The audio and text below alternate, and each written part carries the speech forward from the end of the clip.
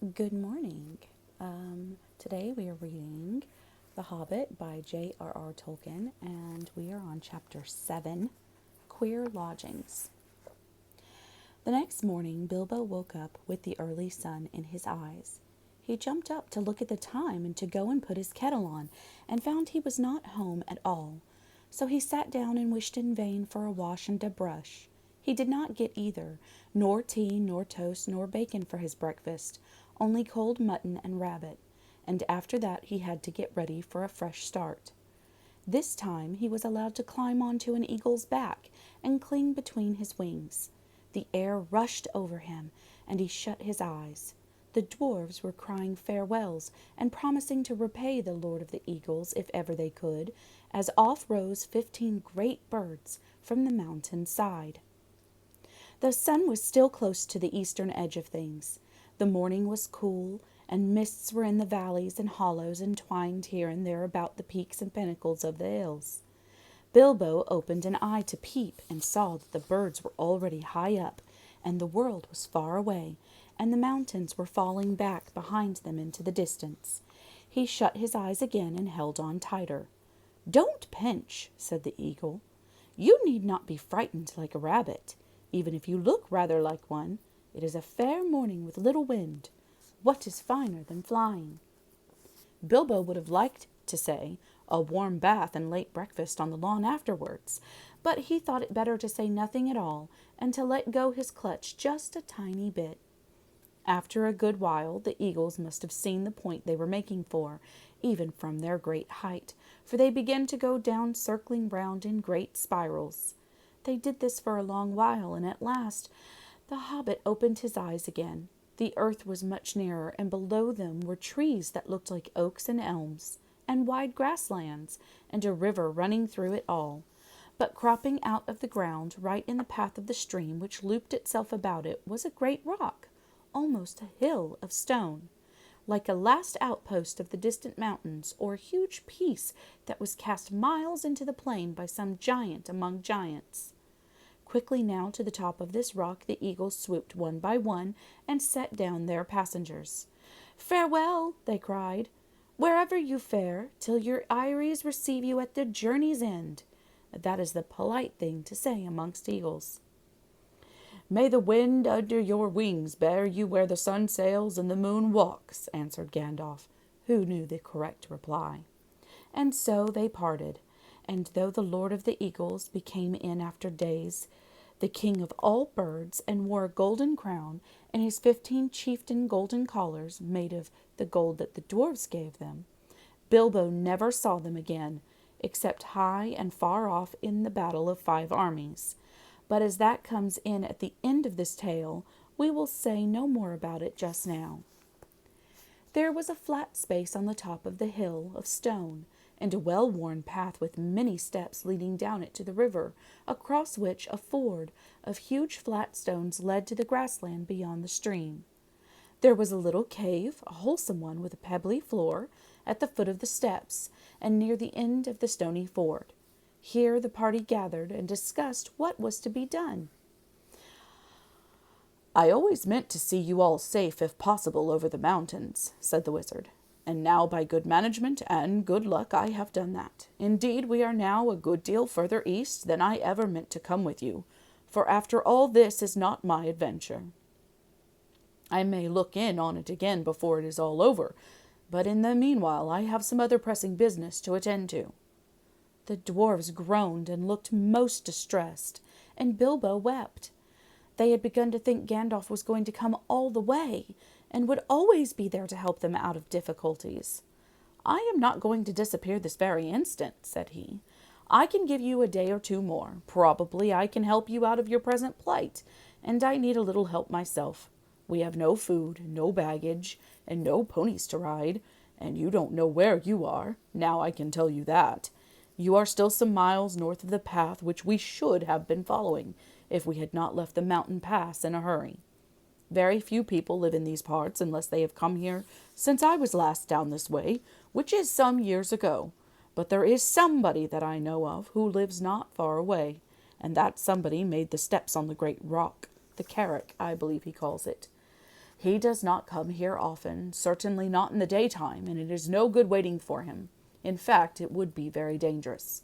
We must go and find him, and if all goes well at our meeting, I think I shall be off and wish you, like the eagles, farewell wherever you fare." They begged him not to leave them. They offered him dragon gold and silver and jewels, but he would not change his mind. We shall see, he said, "and I think I have already earned some of your dragon gold when you've got it." After that they stopped pleading, and then they took off their clothes and bathed in the river, which was shallow and clear and stony at the ford. When they had dried in the sun, which was now strong and warm, they were refreshed, if still sore and a little hungry. Soon they crossed the ford, carrying the Hobbit, and then began to march through the long green grass and down the lines of the wide-armed oaks and the tall elms. "And why is it called the Carrick?" asked Bilbo, as he went along at the wizard's side. "It is called the Carrick because Carrick is his word for it. He calls things like that carricks, and this one is the Carrick because it is the only one near his home, and he knows it well." "Well, who calls it? Who knows it?" "The somebody I spoke of, a very great person. You must all be very polite when I introduce you. I shall introduce you slowly, 2 by 2. I think, and you must be careful not to annoy him, or heaven knows what will happen. He can be appalling when he is angry, though he is kind enough if humored. Still, I warn you, he gets angry easily." The dwarves all gathered round when they heard the wizard talking like this to Bilbo. "Is that the person you're taking us to now? Couldn't you find someone more easy-tempered? Hadn't you better explain it all a bit clearer?" they asked, and so on and so on. "Yes, it certainly is. No, I could not, and I was explaining very carefully," answered the wizard crossly. "If you must know more, his name is Beorn. He is very strong, and he is a skin-changer." "What? A furrier? A man that calls rabbits conies when he doesn't turn their skins into squirrels?" asked Bilbo. "Good gracious heavens, no, no, no, no," said Gandalf. "Don't be a fool, Mr. Baggins, if you can help it. And in the name of all wonder, don't mention the word furrier again as long as you are within 100 miles of his house, nor rug, cape, tippet, muff, nor any such other unfortunate word. He is a skin changer. He changes his skin. Sometimes he is a huge black bear. Sometimes he is a great, strong, black-haired man with huge arms and a great beard. I cannot tell you much more, though that ought to be enough. Some say that he is a bear descended from the great and ancient bears of the mountains that lived there before the giants came. Others say that he is a man descended from the first men who lived before Smaug or the other dragons came into this part of the world, and before goblins came into the hills out of the north. I cannot say, though. I fancy the last is the true tale. He is not the sort of person to ask questions of. At any rate, he is under no enchantment but his own. He lives in an oak wood and has a great wooden house, and as a man he keeps cattle and horses, which are nearly as marvelous as himself. They work for him and talk to him. He does not eat them, neither does he eat or hunt wild animals. He keeps hives and hives of great fierce bees, and lives mostly on cream and honey. As a bear he ranges far and wide. I once saw him sitting all alone on the top of the Carrick at night watching the moon sinking toward the misty mountains, and I heard him growl in the tongue of bears, "The day will come when they will perish, and I shall go back." And that is why I believe he once came from the mountains himself. Bilbo and the dwarfs had now plenty to think about, and they asked no more questions. They still had a long way to walk before them. Up slope and down dale they plodded. It grew very hot. Sometimes they rested under the trees, and then Bilbo felt so hungry that he would have eaten acorns if any had been ripe enough yet to have fallen to the ground. It was the middle of the afternoon before they noticed the great patches of flowers had begun to spring up, all the same kinds growing together as if they had been planted. Especially there was clover, waving patches of coxcomb clover, and purple clover, and wide stretches of short, white, sweet, honey-smelling clover. There was a buzzing and a whirring and a droning in the air. Bees were busy everywhere, and such bees they were. Bilbo had never seen anything like them. "If one was to sting me," he thought, "I shall swell up as big again as I am." They were bigger than hornets. The drones were bigger than your thumb, a good deal, and the bands of yellow on their deep black bodies shone like fiery gold. "We are getting near," said Gandalf. We are on the edge of his bee pastures." After a while they came to a belt of tall and very ancient oaks, and beyond these to a high thorn hedge, through which you could neither see nor scramble. "You had better wait here," said the wizard to the dwarfs, "and when I call or whistle, begin to come after me. You will see the way I go, but only in pairs, mind you, about 5 minutes between each pair. Bomber is fattest and will do for 2, so he had better come alone and last. Come on, Mr. Baggins. There is a gate somewhere round this way." And with that he went off along the hedge, taking the frightened hobbit with him. They soon came to a wooden gate, high and broad, beyond which they could see gardens and a cluster of low wooden buildings, some thatched and made of unshaped logs, barns, stables, sheds, and a long, low wooden house. Inside, on the southward side of the great hedge, were rows and rows of hives with bell-shaped tops made of straw. The noise of the giant bees flying to and fro and crawling in and out filled all the air. The wizard and the hobbit pushed open the heavy creaking gate and went down a wide track towards the house. Some horses, very sleek and well groomed, trotted up across the grass and looked at them intently with very intelligent faces. Then off they galloped to the buildings. "They have gone to tell him of the arrival of strangers," said Gandalf. Soon they reached a courtyard, 3 walls of which were formed by the wooden house and its 2 long wings. In the middle there was lying a great oak trunk with many lopped branches beside it.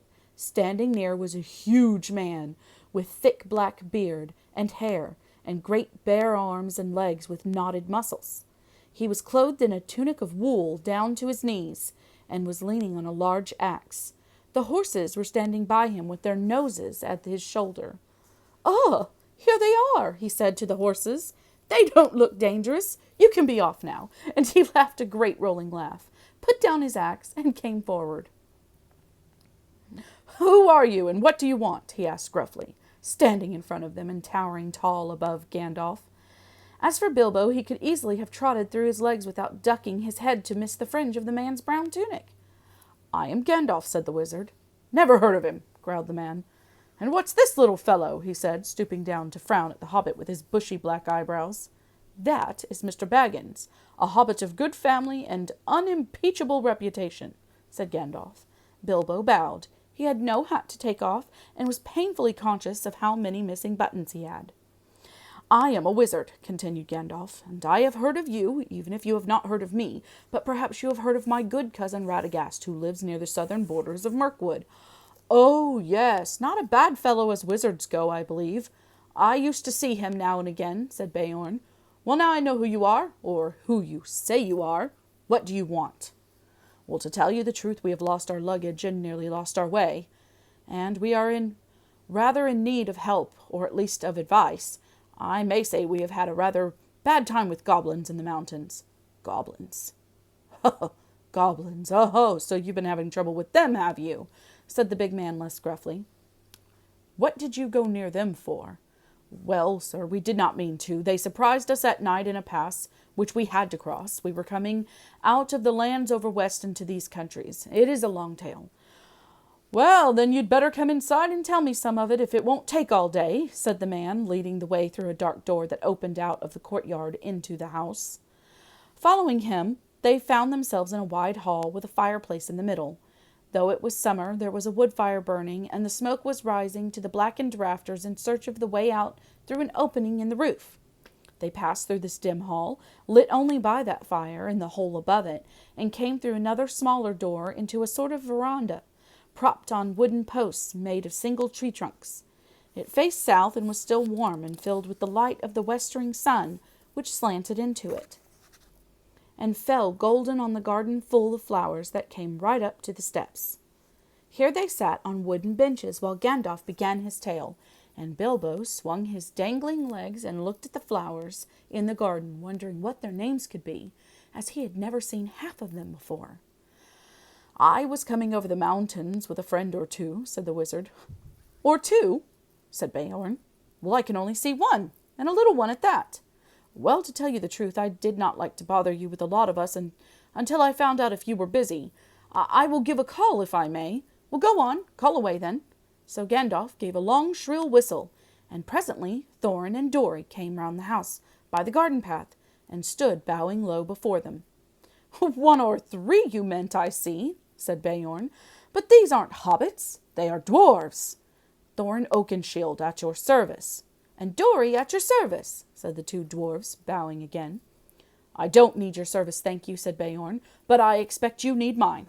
I am not overly fond of dwarves, but if it is true that you are Thorin, son of Thrain, son of Thror, I believe, and that your companion is respectable, and that you are enemies of goblins and are not up to any mischief in my lands, what are you up to, by the way?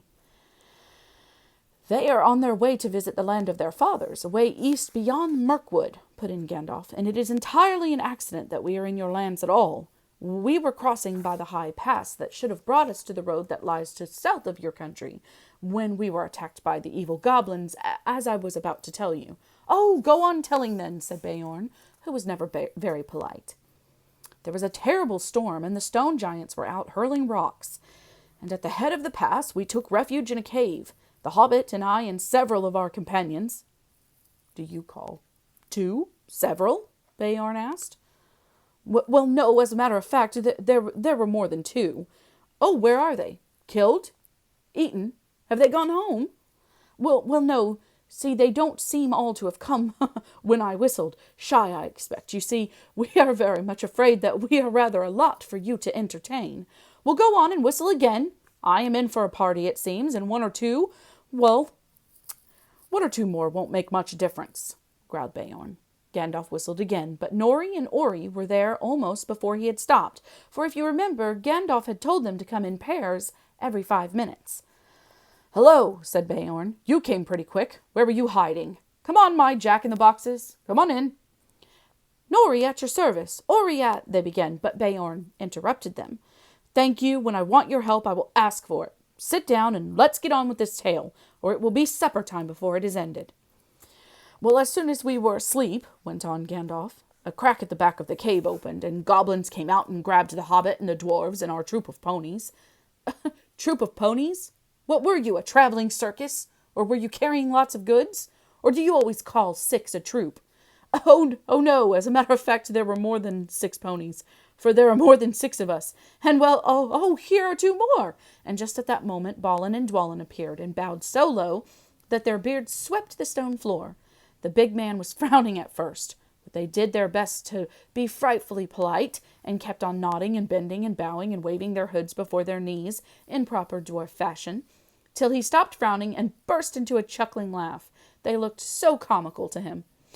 Ha ha! Troop was right, he said. A fine comic one. Come in, my merry men, and what are your names? And I don't want your service just now, only your names. And then sit down and stop all that wagging. Balin and Dwalin, they said, not daring to be offended, and sat flop on the floor, looking rather surprised. Now go on, said Beorn to the wizard. Oh, where was I? Oh, yes. I was not grabbed. I killed a goblin or 2 with a flash. Good! Ha ha! Growled Beorn. It is some good being a wizard then, and slipped inside the crack before it closed. I followed down into the main hall, which was crowded with goblins. The great goblin was there, with 30 or 40 armed guards. I thought to myself, even if they were not all chained together, what can a dozen do against so many? A dozen? Ha! Well, that's the first time I've heard 8 called a dozen. Or have you still got some more jacks that haven't yet come out of their boxes? Well, yes, there does seem to be a couple more here now. Oh, Philly and Killy, I believe, said Gandalf, as these 2 now appeared and stood smiling and bowing. That's enough, said Beorn. Sit down and be quiet. Now go on, Gandalf. So Gandalf went on with the tale, until he came to the fight in the dark, the discovery of the lower gate, and their horror when they found out that Mr. Baggins had been mislaid. We counted ourselves and found that there was no Hobbit, for there were only 14 of us left. 14? That's the first time I've heard 1 from 10 leave 14.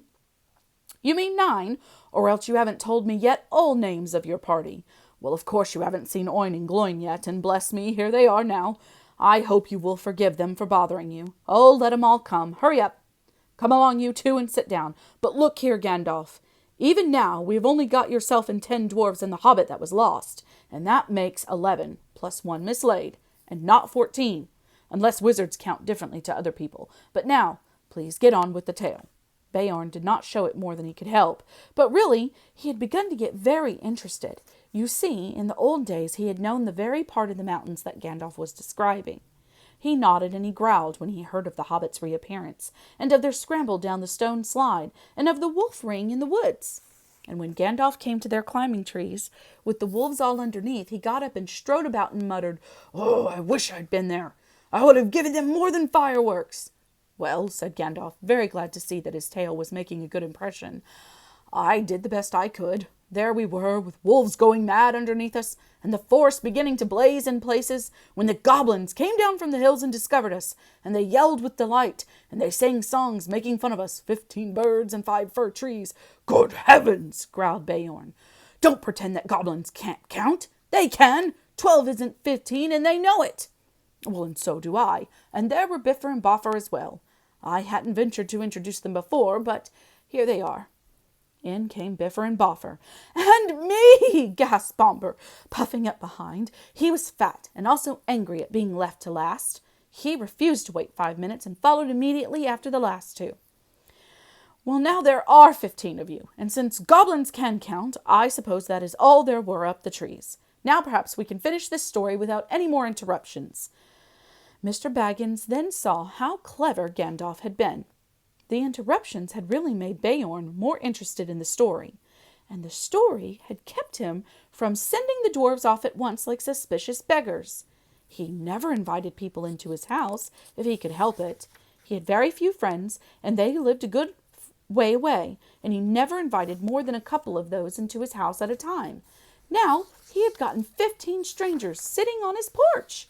By the time the wizard had finished his tale, and had told of the eagle's rescue, and of how they had all been brought to the Carrick, the sun had fallen behind the peaks of the misty mountains, and the shadows were long in Beorn's garden.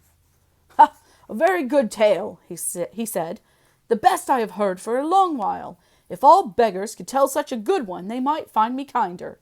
You may be making it all up, of course, but you deserve a supper for the story all the same. Let's have something to eat." "Yes, please," they all said together. "Thank you very much." Inside the hall it was now quite dark. Beorn clapped his hands, and in trotted 4 beautiful white ponies, and several large, long-bodied grey dogs. Beorn said something to them in a queer language like animal noises turned into talk. They went out again, and soon came back carrying torches in their mouths, which they lit at the fire and stuck in low brackets on the pillars of the hall about the central hearth. The dogs could stand on their hind legs when they wished, and carry things with their forefeet. Quickly they got out boards and trestles from the side walls and set them up near the fire. Then baa, baa, baa was heard, and in came some snow-white sheep, led by a large coal-black ram. One bore a white cloth embroidered at the edges with figures of animals. Others bore on their broad backs trays with bowls and platters and knives and wooden spoons, which the dogs took and quickly laid on the trestle tables. These were very low, low enough even for Bilbo to sit on comfortably. Beside them a pony pushed 2 low-seated benches, with wide rush-bottoms, and little short thick legs for Gandalf and Thorin, while at the far end he put Beorn's big black chair of the same sort, in which he sat with his great legs stuck far out under the table.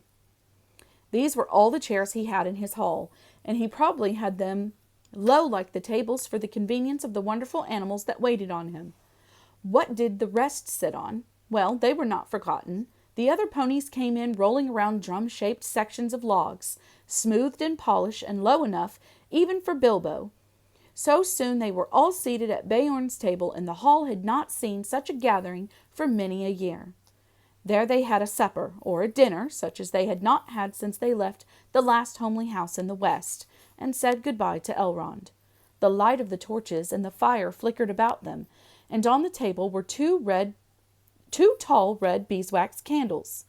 All the time they ate, Beorn in his deep rolling voice told tales of the wild lands on this side of the mountains, and especially of the dark and dangerous wood that lay outstretched far to north and south, a day's ride before them, barring their way to the east, the terrible forest of Mirkwood. The dwarves listened and shook their beards, for they knew that they must soon venture into that forest, and that after the mountains it was the worst of the perils they had to pass before they came to the dragon's stronghold. When dinner was over, they began to tell tales of their own, but Beorn seemed to be growing drowsy and paid little heed to them. They spoke most of gold and silver and jewels, and the making of things by smithcraft, and Beorn did not appear to care for such things. There were no things of gold or silver in his hall, and few save the knives were made of metal at all. They sat long at the table with their wooden drinking bowls filled with mead. The dark night came on outside. The fires in the middle of the hall were built with fresh logs, and the torches were put out, and still they sat in the light of the dancing flames, with the pillars of the house standing tall behind them and dark at the top like trees of the forest. And whether it was magic or not, it seemed to Bilbo that he heard a sound like wind in the branches, stirring in the rafters, and the hoot of owls. Soon he began to nod with sleep, and the voices seemed to grow far away, until he woke with a start. The great door had creaked and slammed. Beorn was gone. The dwarves were sitting cross-legged on the floor round the fire, and presently they began to sing. Some of the verses were like this, but there were many more, and their singing went on for a long while. The wind was on the weathered heath, but in the forest stirred no leaf. Their shadows lay by night and day, and dark things silent crept beneath. The wind came down from mountains cold, and like a tide it roared and rolled. The branches groaned, the forest moaned, and leaves were laid upon the mould. The wind went on from west to east, all movement in the forest ceased, but shrill and harsh across the marsh its whistling voices were released. The grasses hissed, their tassels bent, the reeds were rattling, on it went, o'er shaken pool, under heaven's cool, where racing clouds were torn and rent. It passed the lonely mountain bare, and swept above the dragon's lair. There black and dark lay boulders stark, and flying smoke was in the air. It left the world and took its flight over the wide seas of the night. The moon set sail upon the gale, and stars were fanned to leaping light. Bilbo began to nod off again, and suddenly up stood Gandalf. "It is time for us to sleep," he said. "For us, but not, I think, for Beorn. In this hall we can rest sound and safe, but I warn you all not to forget what Beorn said before he left us. You must not stray outside until the sun is up, on your peril." Bilbo found that beds had already been laid at the side of the hall, on a sort of raised platform between the pillars and the outer wall. For him there was a little mattress of straw and woolen blankets. He snuggled into them very gladly, summer-time though it was. The fire burned low, and he fell asleep. Yet in the night he woke. The fire had now sunk to a few embers. The dwarves and Gandalf were all asleep. To judge by their breathing, a splash of white on the floor came from the high moon, which was peering down through the smoke hole in the roof. There was a growling sound outside, and a noise as of some great animal scuffling at the door. Bilbo wondered what it was, and whether it could be Beorn in enchanted shape, and if he would come in as a bear and kill them. He dived under the blankets and hid his head, and fell asleep again at last in spite of his fears. It was full morning when Bilbo awoke. One of the dwarves had fallen over him in the shadows where he lay, and had rolled down with a bump from the platform onto the floor. It was Boffer, and he was grumbling about it when Bilbo opened his eyes. "Get up, lazy bones," he said, "or there will be no breakfast left for you." Up jumped Bilbo. "Breakfast!" he cried. "Where is breakfast?" "Mostly inside us," answered the other dwarves, who were moving about the hall. "But what is left is out on the veranda. We have been out about looking for Beorn ever since the sun got up, but there's no sign of him anywhere, though we found breakfast laid as soon as we went out." "And where's Gandalf?" asked Bilbo, moving off to find something to eat as quick as he could. "Oh, out and about somewhere," they told him, but he saw no sign of the wizard all that day, until the evening. Just before sunset he walked into the hall, where the Hobbit and the dwarves were having supper, waited on by Beorn's wonderful animals, as they had been all day. Of Beorn they had seen and heard nothing since the night before, and they were getting puzzled. "Where is our host, and where have you been all day yourself?" they cried. "One question at a time, and none till after supper. I haven't had a bite since breakfast." At last Gandalf pushed away his plate and jug. He had eaten 2 whole loaves, with masses of butter and honey and clotted cream, and drunk at least a quart of mead, and he took out his pipe. "I will answer the second question first," he said, "but bless me, this is a splendid place for smoke rings." Indeed, for a long time they could get nothing more out of him, as he was so busy sending smoke rings dodging around the pillars of the hall, changing them into all sorts of different shapes and colors, and setting them at last chasing one another out of the hole in the roof. They must have looked very queer from outside, popping out into the air one after another, green, blue, red, silver gray, yellow, white, big ones, little ones dodging through big ones and joining into figure eights and going off like a flock of birds into the distance. "I have been picking out bear tracks," he said at last. "There must have been a regular bears' meeting outside here last night. I soon saw that Beorn could not have made them all. There were far too many of them, and there were of various sizes, too. So I should say that there were little bears, large bears, ordinary bears, and gigantic bears, all dancing outside from dark to nearly dawn. And they came from almost every direction, except from the west over the river, from the mountains. In that direction only one set of footprints led, none coming. Only ones going away from here, and I followed these as far as the Carrick. There they disappeared into the river, but the water was too deep and strong beyond the rock for me to cross. It is easy enough, as you remember, to get from this bank to the Carrick by the ford, but on the other side is a cliff standing up from a swirling channel. I had to walk miles before I found a place where the river was wide and shallow enough for me to wade and swim, and then miles back again to pick up the tracks again. By that time it was far too late for me to follow them. They went straight off in the direction of the pine woods on the east side of the Misty Mountains, where we had our pleasant little party with the wargs the night before last. And now I think I have answered your first question too," ended Gandalf, and he sat a long while, silent. Bilbo thought he knew what the wizard meant. "Oh, what shall we do?" he cried. "If he leads all the wargs and the goblins down here, we shall all be caught and killed. I thought you said he was not a friend of theirs." "So I did, and don't be silly. You'd better go to bed. Your wits are sleepy." The hobbit felt quite crushed, and as there seemed nothing else to do, he did go to bed, and while the dwarves were still singing songs, he dropped asleep, still puzzling his little head about Beorn, till he dreamed a dream of hundreds of black bears dancing slow, heavy dances round and round in the moonlight in the courtyard. And then he woke up when everyone else was asleep, and he heard the same scraping, scuffling, snuffling, and growling as he did before. The next morning they were all wakened by Beorn himself. "So here you are still," he said, and he picked up the hobbit and laughed. "Not eaten up by wargs or goblins or wicked bears yet, I see," and he poked Mr. Baggin's waistcoat most disrespectfully. "Little Bunny's getting nice and fat again on bread and honey," he chuckled. "Come and have some more." And so they all went to breakfast with him. Beorn was most jolly for a change.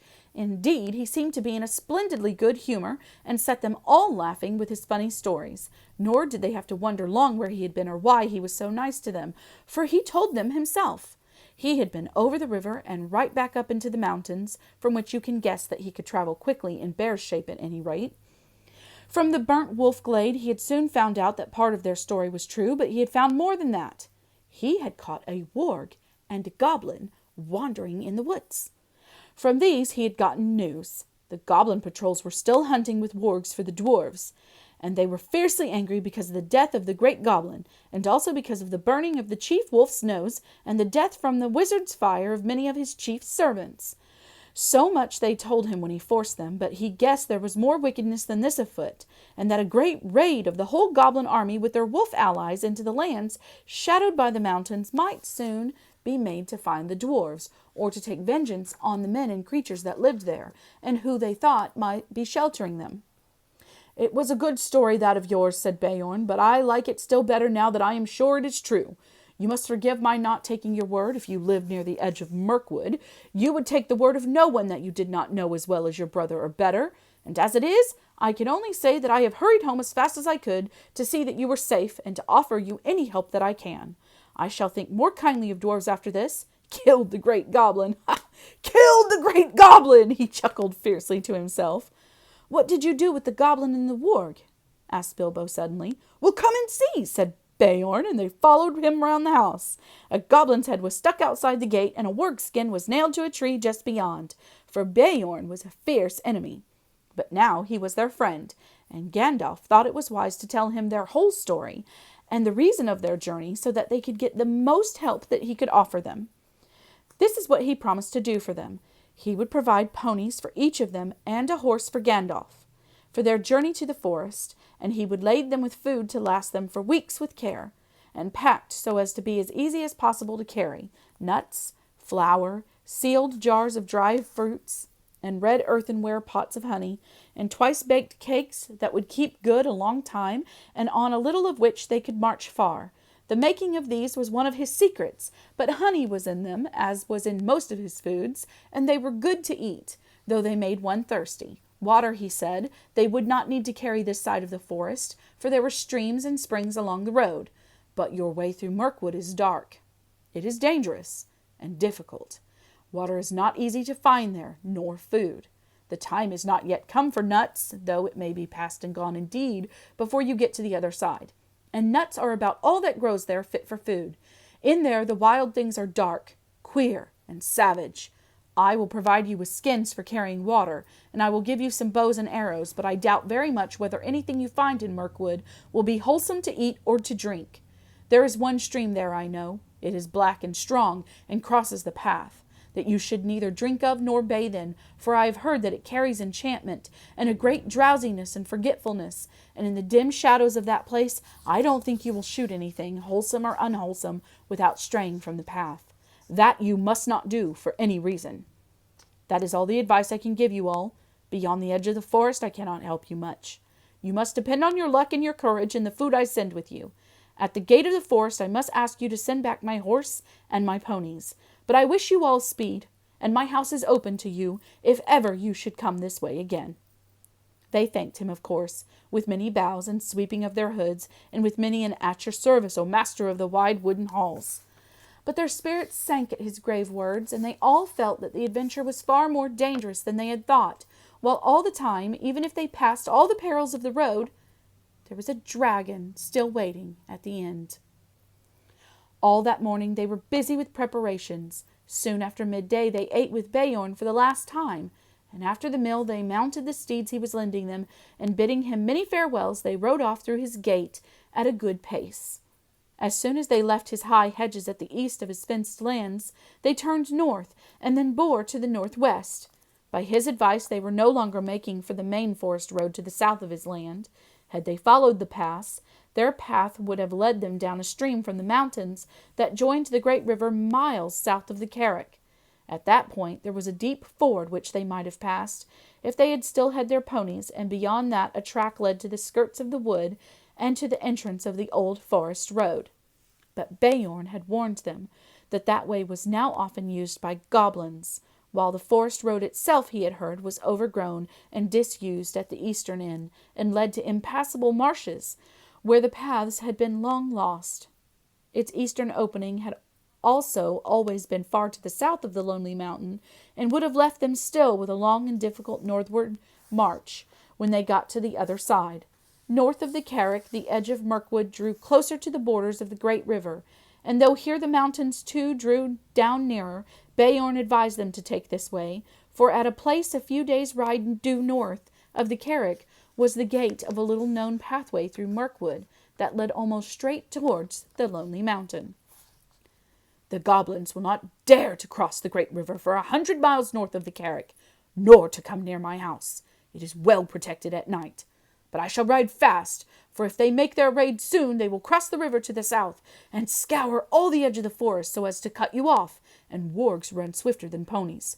Still, you are safer going north, even though you seem to be going back nearer to their strongholds, for that is what they will least expect, and they will have the longer ride to catch you. Be off now as quick as you may." That is why they were now riding in silence, galloping wherever the ground was grassy and smooth, with the mountains dark on their left, and in the distance the line of the river with its trees drawing ever closer.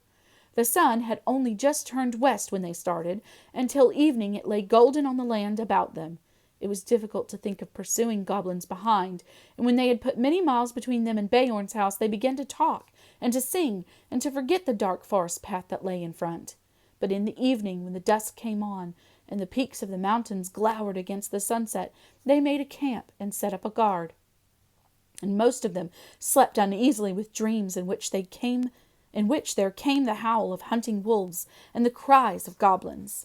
Still the next morning dawned bright and fair again. There was an autumn-like mist white upon the ground, and the air was chill, but soon the sun rose red in the east, and the mists vanished, and while the shadows were still long, they were off again. So they rode now for 2 more days, and all the while they saw nothing save grass and flowers and birds and scattered trees, and occasionally small herds of red deer browsing or sitting at noon in the shade.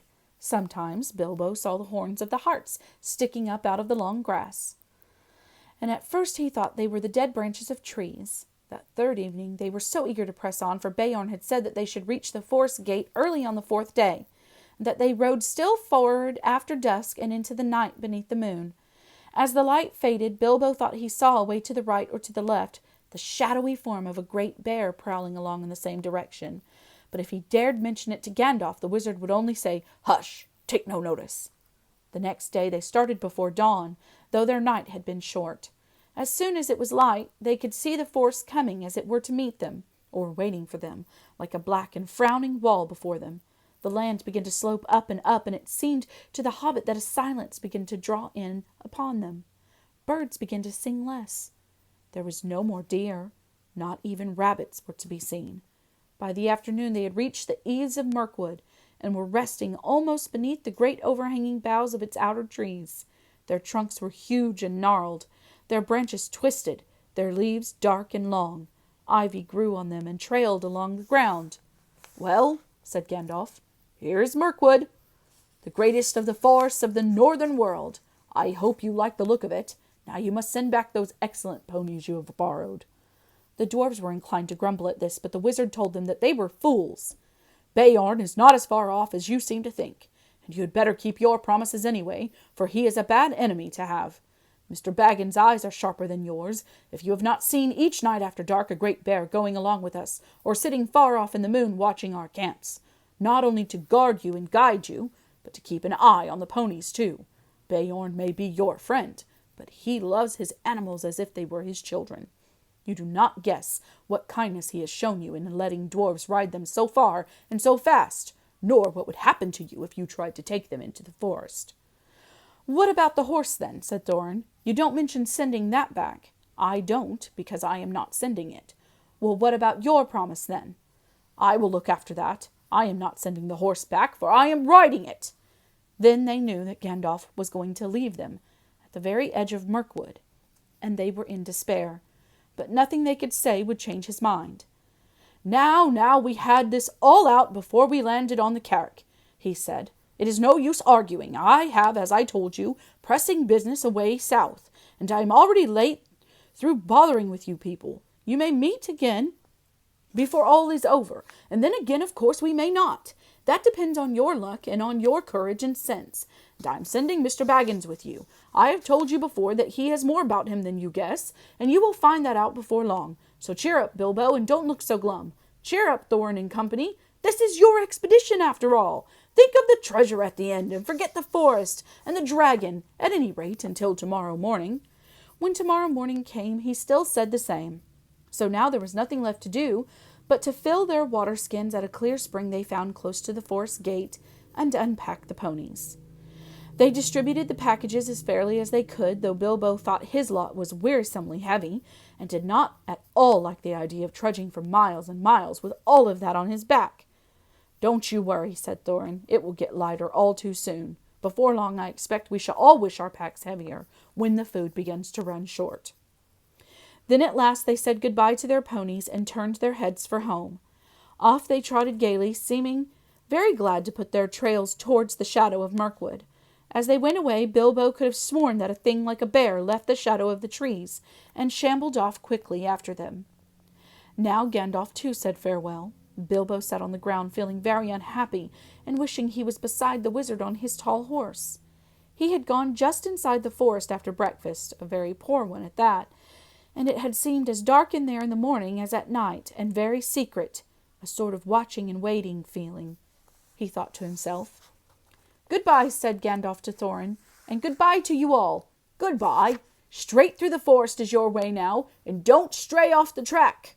If you do, it is 1,000 to 1 you will never find it again, and never get out of Mirkwood, and then I don't suppose I or anyone else will ever see you again." "But do we really have to go through?" groaned the hobbit. "Yes, you do," said the wizard. "And if you want to get to the other side, of course you do. You must either go through or give up your quest. And I am not going to allow you to back out now, Mr. Baggins. I am ashamed of you for thinking of it. You have got to look after all these dwarfs for me."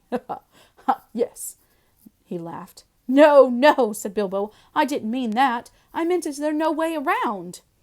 "There is, if you cared to go 200 miles or so out of your way north, and twice that south, but you wouldn't get a safe path even then. There are no safe paths in this part of the world. Remember, you are over the edge of the wild now, and in for all sorts of fun wherever you go. Before you could get round Mirkwood in the north, you would be right among the slopes of the Grey Mountains, and they are simply stiff with goblins, hobgoblins, and orcs of the worst description. Before you could get round it in the south, you would get into the land of the necromancer, and even you, Bilbo, won't need me to tell you tales of that black sorcerer. I don't advise you to go anywhere near the places overlooked by his dark tower. Stick to the forest track. Keep your spirits up, hope for the best, and with a tremendous slice of luck, you may come out one day and see the long marshes lying below, and beyond them, high in the east, the lonely mountain where dear old Smaug lives, though I hope he is not expecting you." "Very comforting you are, to be sure," growled Thorin. "Goodbye, and if you won't come with us, you'd better get off without any more talk." "Goodbye, then, and really, goodbye," said Gandalf, and he turned his horse and rode down into the west, but he could not resist the temptation to have the last word. Before he had passed quite out of hearing, he turned. He put his hands to his mouth, and he called to them. They heard his voice come faintly. "Goodbye! Be good! Take care of yourselves, and remember, don't leave the path!" And then he galloped away, and was soon lost to sight. "Oh, goodbye and go away," grunted the dwarfs, all the more angry because they were really filled with dismay at losing him. Now began the most dangerous part of all the journey. They each shouldered the heavy pack and the water-skin which was their share, and turned from the light that lay on the lands outside, and plunged into the forest.